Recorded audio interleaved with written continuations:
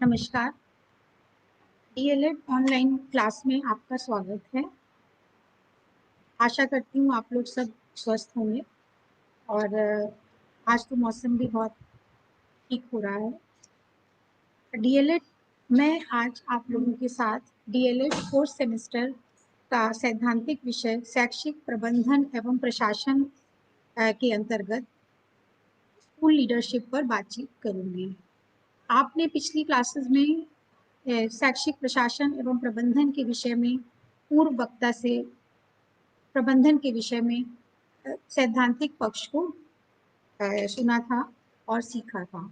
आज मैं थोड़ा सा आपसे विद्यालय प्रबंधन के संबंध में जो व्यवहारिक पक्ष है, जिसमें प्रधानाध्यापक की भूमिका सीधी होती है, उस संबंध में आपसे बात करूंगी। मैं यहाँ देख पा रही हूँ कि काफ़ी लोग जुड़ गए हैं। किरण राजपूत, आरती शर्मा, भव्या राजपूत, अंशु सिंह, मानवी राज, अभी और लोग भी जुड़ रहे हैं। आप हमें सुन पा रहे हैं?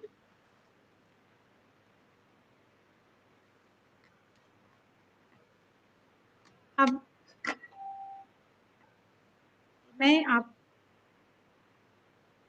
आज मैं बात करूंगी लीडिंग स्कूल टुवर्ड्स ट्रांसफॉर्मेशन के संदर्भ में, जिसमें विद्यालय प्रमुख की बहुत महत्वपूर्ण भूमिका होती है। विद्यालय प्रमुख कौन होता है? प्रधानाचार्य होता है। अगर प्राथमिक विद्यालय है तो उसको प्रधानाध्यापक कहेंगे, अपर प्राइमरी स्कूल है तो उसको भी प्रधानाध्यापक कहेंगे, फिर और जरा ये स्लाइड सेट कर रही हूँ।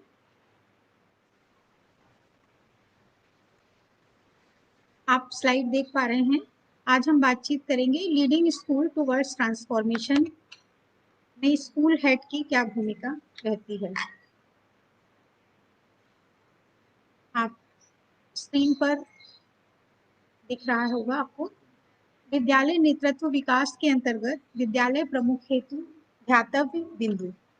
आपने पिछली कक्षाओं में विद्यालय प्रबंधन के विषय में जो सैद्धांतिक पक्ष के बारे में जानकारी प्राप्त करी है, उसका जो व्यवहारिक पक्ष है, इसके लिए क्या क्या बातें एक प्रधानाध्यापक को ध्यान में रखनी चाहिए, इस संबंध में मैं आप को जानकारी देना चाहूंगी।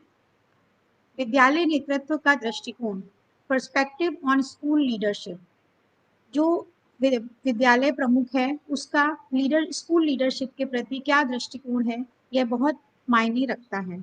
उस विद्यालय प्रमुख को नेतृत्व की समझ होनी चाहिए कि उसे किस प्रकार से अपने विद्यालय की विभिन्न गतिविधियों का नेतृत्व करते हुए अपनी भूमिकाओं एवं दायित्वों का निर्वहन करना है, और उसे जो भी अपनी योजना बनानी चाहिए वो बच्चों को सर्वप्रथम रखकर सारी योजना बनानी चाहिए। प्रधानाध्यापक को में एक विजन, विद्यालय के प्रति एक विजन डेवलप करना चाहिए। उस विजन के अंतर्गत वह ये देख पाए कि हमारा विद्यालय किस प्रकार का हो, वहाँ का शैक्षिक परिवेश कैसा हो, वातावरण कैसा हो, शिक्षकों का किस प्रकार से सहयोग लेते हुए वह अपने विद्यालय की शैक्षिक व पाठ्य सहगामी क्रियाओं को बहुत अच्छी तरीके से कर पाए और स्कूल को एक बहुत मतलब ट्रांसफॉर्म कर दे, इस तरीके का विद्यालय नेतृत्व का दृष्टिकोण होना चाहिए। और यदि प्रधानाध्यापक में इस प्रकार का दृष्टिकोण नहीं है तो भी उसे ये दृष्टिकोण का विकास करने का प्रयास करना चाहिए। यह वो दूसरों से सीखकर, पढ़कर भी कर सकता है। नेक्स्ट में प्रधानाध्यापक को हमेशा स्वयं का विकास करते रहना चाहिए।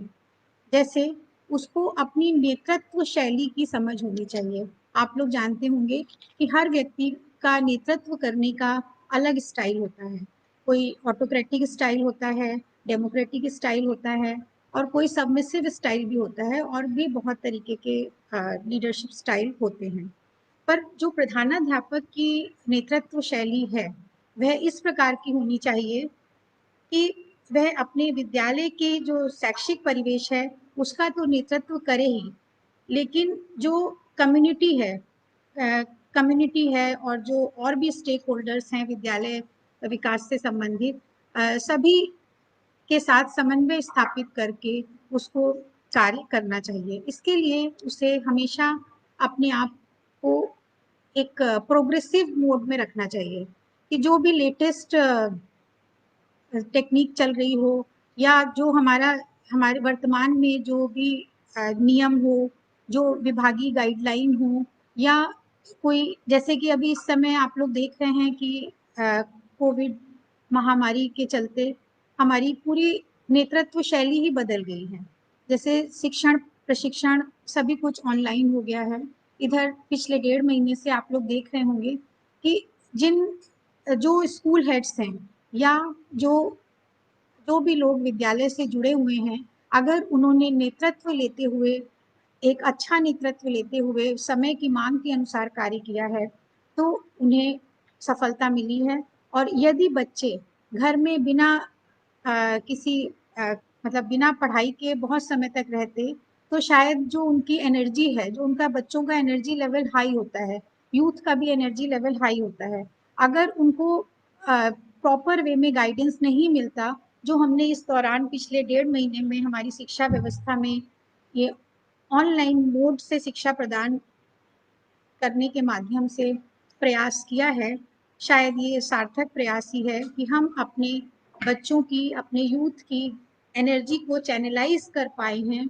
तो प्रधानाध्यापक को भी अपने आप को इस रूप में देखना चाहिए कि उनके विद्यालय में जो भी मानवीय संसाधन हैं, चाहे वो शिक्षक हैं या कार्यालय स्टाफ है या बच्चे हैं, जो भी हैं, उनकी उनकी एनर्जी को पॉजिटिव चैनल, पॉजिटिव वे में लाते हुए नेतृत्व करना चाहिए। विद्यालय प्रमुख के रूप में जो भी प्राथमिक कार्य हैं, जैसे परिवेश का जैसे विद्यालय परिवेश पर ध्यान देना कि विद्यालय परिवेश एक अच्छे विद्यालय के रूप में हो, वहाँ का शैक्षिक परिवेश अच्छा हो, पठन पाठन की गतिविधियाँ चलते रहें, मिड डे मील की व्यवस्था अगर है तो वह भी बहुत अच्छी तरीके से चलती रहे, और जो विभिन्न सरकार के द्वारा या गवर्नमेंट के द्वारा जो विभिन्न इंसेंटिव्स दिए जाते हैं बच्चों को, उनका भी सारा जो भी मैनेजमेंट है वो बहुत ही प्रॉपर वे में करने का प्रयास स्कूल हेड को करना चाहिए। और इसके साथ साथ सिर्फ ऐसा ही नहीं कि विभागीय निर्देशों का पालन कर लिया और हमारा दायित्व पूरा हो गया, ऐसा नहीं है। समय की मांग हमेशा रहती है कि जो स्कूल हेड है वो अपना निरंतर व्यवसायिक विकास करते रहे। यहाँ व्यवसायिक विकास से मतलब प्रोफेशनल डेवलपमेंट से है। जैसे जो भी लेटेस्ट टेक्निक है, जिस प्रकार से भी वो अपने विद्यालय को बहुत अच्छा बना सकता है कि वहाँ पर लोग, पेरेंट्स जो हैं वो अपने बच्चों का एडमिशन कराने के लिए उत्सुक रहें, वह अपने विद्यालय को इस प्रकार से बनाए कि जो कम्युनिटी का परसेप्शन है वो पॉजिटिव रहे विद्यालय के प्रति। अगर स्कूल हेड अगर स्कूल हेड अच्छी तरीके से काम नहीं करेगा तो फिर जो कम्युनिटी का परसेप्शन है वो विद्यालय के प्रति बदल जाएगा। नेक्स्ट है शिक्षण प्रक्रिया का रूपांतरण। विद्यालय प्रमुख को शिक्षण प्रक्रिया पर भी, अपने विद्यालय की शिक्षण प्रक्रिया पर भी एक निगरानी रखने की आवश्यकता होती है। तो वह अपने विद्यालय का टाइम टेबल इस प्रकार बनाए कि प्रॉपर वे में लर्न जो कक्षा कक्ष प्रक्रियाएं चलती रहें, और कक्षा कक्ष प्रक्रिया बाल केंद्रित होनी चाहिए और बच्चों की जो आवश्यकताएं हैं उनको ध्यान में रखकर हमें कक्षा कक्ष प्रक्रिया बनानी चाहिए। वर्तमान समय में जो हम ऑनलाइन क्लासेस कर रहे हैं या ईटीवी के माध्यम से बच्चों की पढ़ाई का कार्य चल रहा है, तो हो सकता है कि हमारे कुछ बच्चे इससे लाभान्वित ना हो पा रहे हों। तो यहाँ पर आप सोचेंगे कि यहाँ पर हम बच्चों को ध्यान में रख के शायद नहीं कर रहे हैं, पर ऐसा नहीं है। अगर हम हमारा टारगेट ग्रुप, बच्चों का टारगेट ग्रुप किसी विद्यालय का 200 है और अगर उसमें 50 बच्चे भी कर पा रहे हैं तो हमारा प्रयास एक पॉजिटिव डायरेक्शन की ओर है। तो ऐसा नहीं है, बाद में थोड़े समय के बाद हम उसको मैनेज कर लेंगे, जब विद्यालय खुलेंगे या उनको सुविधाएं देके हम उस चीज को मैनेज कर लेंगे। तो हमेशा ये सोच के कि इतने बच्चे जो हैं उनकी विकासात्मक आवश्यकताओं का हम ध्यान रख पा रहे हैं, इतने का नहीं रख पा रहे हैं, तो हमको पूरा अपना plan as a school leader ऐसा प्लान बनाना चाहिए कि सभी बच्चे उससे लाभान्वित हो सकें और जो कक्षावार विषयवार लर्निंग आउटकम है उसको हम अचीव कर सकें। एक प्रधानाध्यापक को अपने विद्यालय में कार्य करने वाले अध्यापकों के प्रशिक्षक के रूप में भी देखा जा सकता है, या वह शिक्षकों को गाइड भी कर सकता है, क्योंकि वह उन शिक्षकों से सीनियर होता है, उसका अनुभव ज़्यादा होता है, उसका अनुभव थोड़ा ज़्यादा होता है और उसकी जिम्मेदारी भी ज़्यादा होती है। तो अपने दायित्व और अनुभव के बोझ से वह अध्यापकों की मदद पूरी तरीके से कर सकता है और उनके सलाहकार के रूप में भी कार्य कर सकता है। प्रधानाध्यापक को अपने विद्यालय में एक समावेशी संस्कृति का सृजन करना चाहिए, यानी विद्यालय में इंक्लूसिव वातावरण होना चाहिए। इंक्लूसिव इन द सेंस कि यहाँ पर केवल विशेष आवश्यकता वाले बच्चों से आशय नहीं है। यहाँ पर जब हम इंक्लूजन की बात करते हैं तो उसमें सभी वर्गों का जो है वो सभी वर्गों के हिसाब से, जेंडर के हिसाब से और बच्चों की आवश्यकताओं के हिसाब से, या जो अगर यदि विद्यालय में कोई ऐसे बच्चे हैं जिनकी कोई विशेष आवश्यकता है तो उनके हिसाब से हमको कक्षा कक्ष प्रक्रिया की योजना बनानी चाहिए, उन पर विशेष ध्यान देना चाहिए और जिससे कि वह लर्निंग आउटकम अचीव कर पाएं। और विद्यालय में आपने देखा होगा कि बहुत सारे स्लो लर्नर्स भी होते हैं, जो बच्चों में थोड़ा लर्निंग डिसेबिलिटी होती है, तो उनके लिए भी हमें एक विशेष प्रकार से योजना बनाकर कार्य करवाना चाहिए या करना चाहिए। इसके लिए हमें अपने विद्यालय के शिक्षकों का पूरा सहयोग करना चाहिए। तो आप लोगों के इस पेपर में शैक्षिक प्रबंधन एवं प्रशासन में प्रधानाध्यापक की जो भूमिका है वह उसके बारे में जो उसका व्यवहारिक पक्ष है उसको ध्यान में रखते हुए आप लोग अपनी इसमें जो प्रोजेक्ट दिया जाएगा उस पर कार्य करेंगे। इस प्रधानाध्यापक को टीम वर्क करने के बहुत सारे अवसर होते हैं और उसे टीम बनाकर कार्य करना चाहिए। तो उससे जो उसने प्लान किया है और जो भी उद्देश्य है, जो उस प्लान का जो उद्देश्य है वो प्राप्त करने में बहुत आसानी रहती है। इसके लिए स्टाफ की बैठकें करनी चाहिए और जो एसएमसी की बैठकें करनी चाहिए, उनमें जो उस बैठक का जो एजेंडा है, जो उद्देश्य है, उसके बारे में प्रॉपर संवाद करना चाहिए, कोई भी कम्युनिकेशन गैप नहीं होना चाहिए और उस उद्देश्य को पूरा करने के लिए जो अवसर हैं उनका भी सृजन करना चाहिए और अवसरों के बारे में जो हम किस तरीके से उस उद्देश्य की प्राप्ति के लिए कार्य कर सकते हैं, इस संबंध में स्टाफ की राय लेकर विद्यालय विकास की योजना बनानी चाहिए और उस पर कार्य करना चाहिए। यदि विद्यालय में कोई जो है कॉन्फ्लिक्ट है, आपस में कोई कॉन्फ्लिक्ट है या कोई ज़्यादा सक्रिय है, कोई कम सक्रिय है, तो उसमें भी हमें समाधान एज ए प्रिंसिपल समाधान करने के लिए हमेशा तैयार रहना चाहिए कि हमारे कि विद्यालय में जो मानवीय संसाधन है उनका प्रॉपर उपयोग होता रहे। टीम बनाना, विद्यालय में प्रधानाध्यापक टीम बनाकर कार्य करे तो सफलता मिलने के ज़्यादा चांसेस रहते हैं। ऐसा नहीं होना चाहिए कि अगर कि सारी लीडरशिप प्रधानाध्यापक के ही हाथ में हो, उनको second line leadership, third line leadership बनाकर कार्य करना चाहिए, जिससे यदि प्रधानाध्यापक विद्यालय में नहीं है, वो कहीं मीटिंग में गए हैं या किसी और कारणवश विद्यालय में नहीं है, तब भी विद्यालय की टीम के द्वारा वहाँ पर शैक्षिक वातावरण व जो पाठ्य से आगामी क्रियाएं हैं वह टाइम टेबल के अनुसार चलती रहनी चाहिए।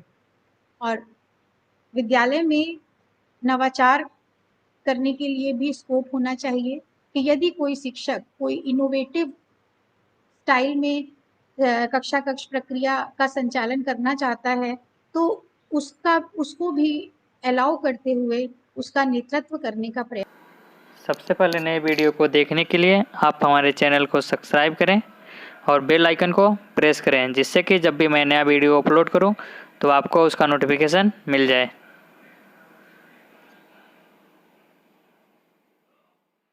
प्रयास करना चाहिए। वैसे विद्यालय में नवाचार की संस्कृति का भी निर्माण करना चाहिए। विद्यालय में नवीन प्रयोग इस प्रकार से करने चाहिए कि बच्चों की जो लर्निंग आउटकम है उसको हम अपेक्षित स्तर पर ला पाएं।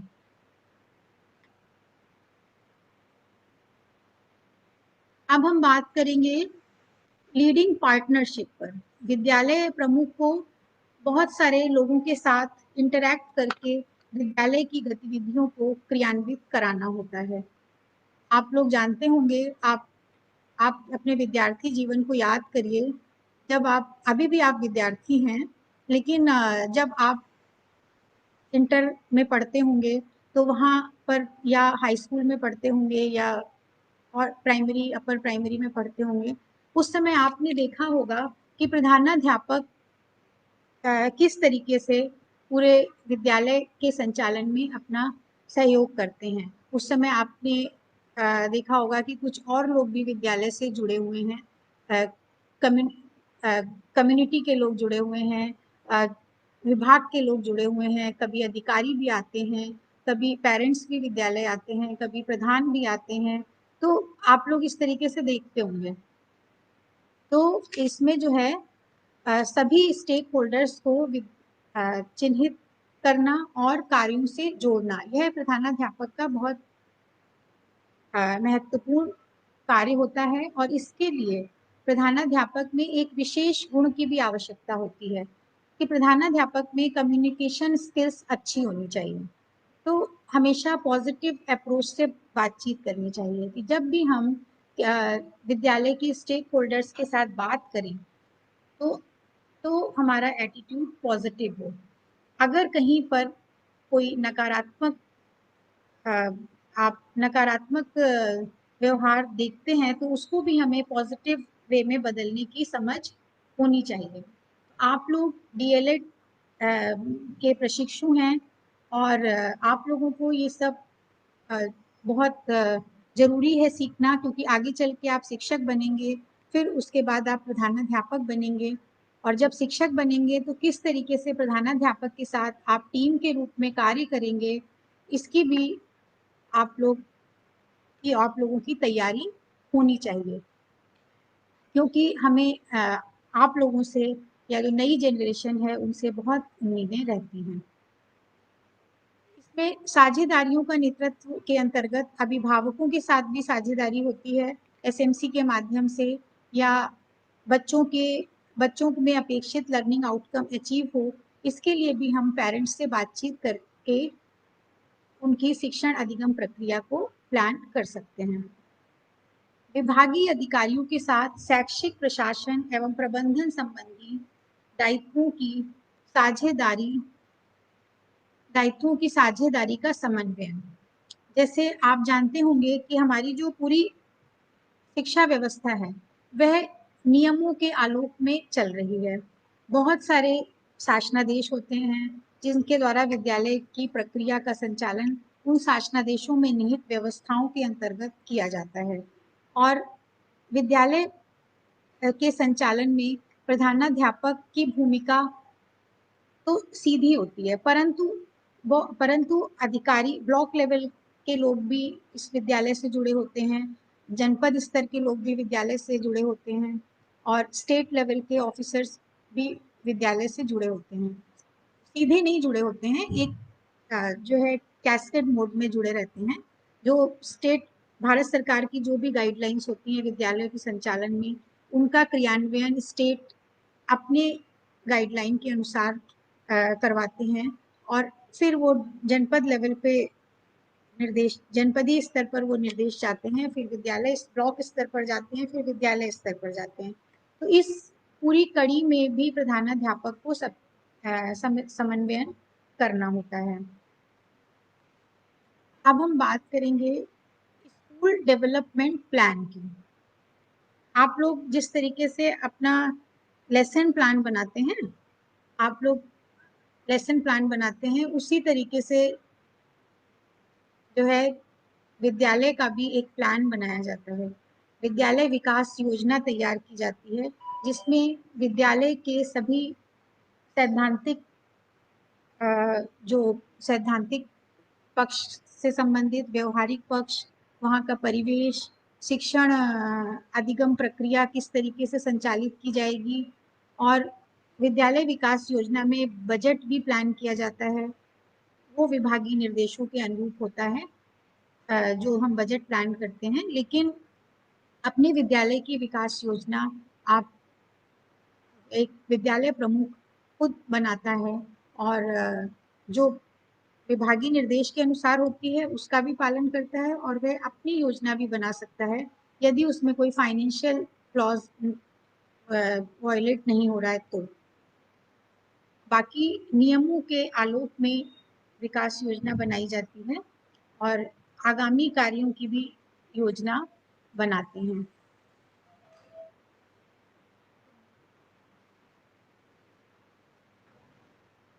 आप लोग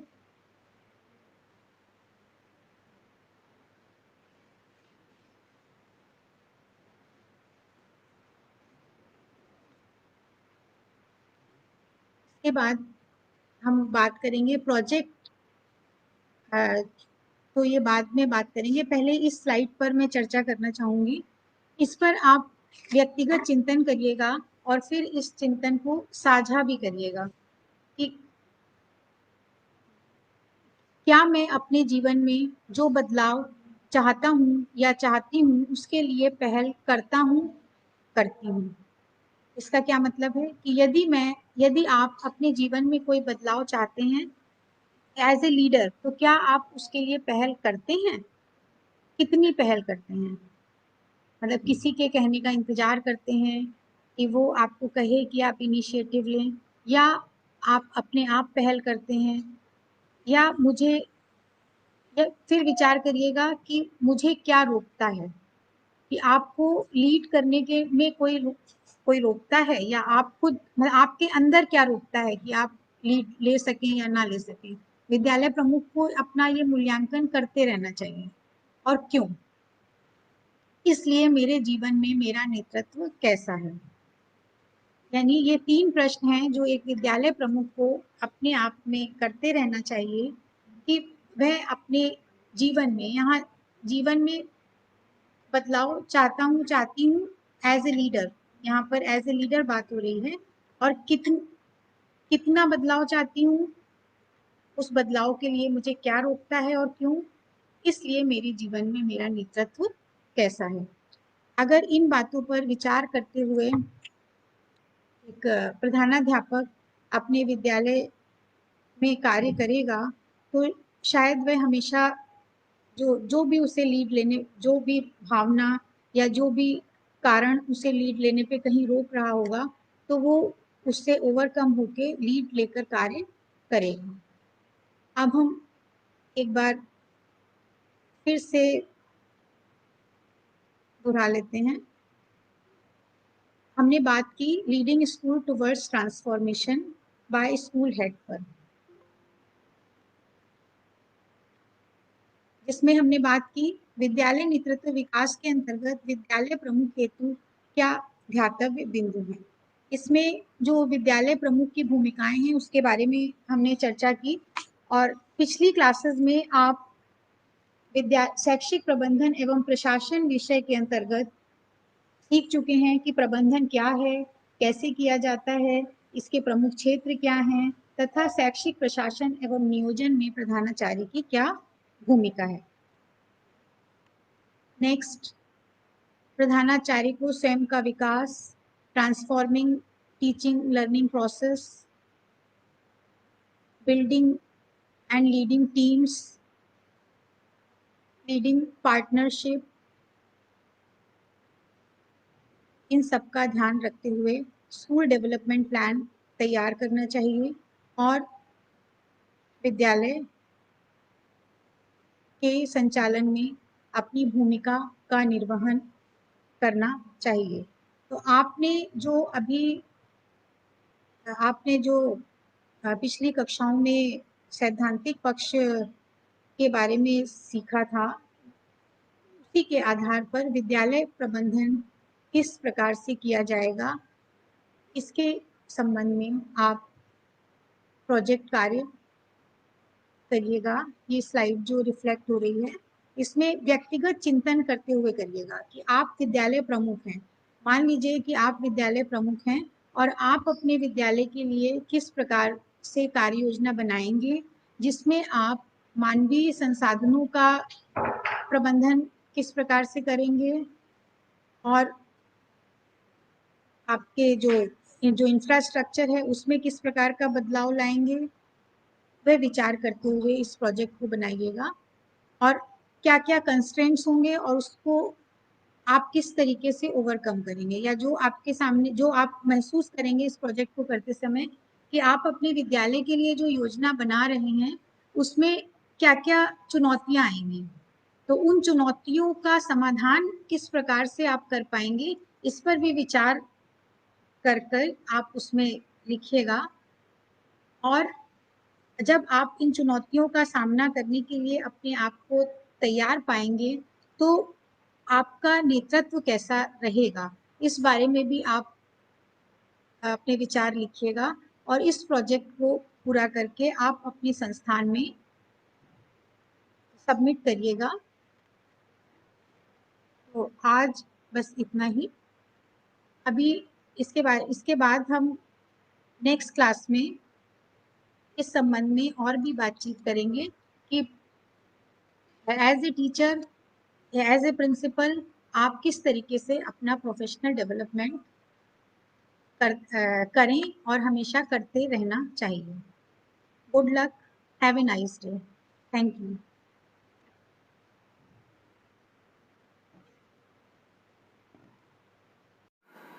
सबसे पहले नए वीडियो को देखने के लिए आप हमारे चैनल को सब्सक्राइब करें और बेल आइकन को प्रेस करें, जिससे कि जब भी मैं नया वीडियो अपलोड करूं तो आपको उसका नोटिफिकेशन मिल जाए।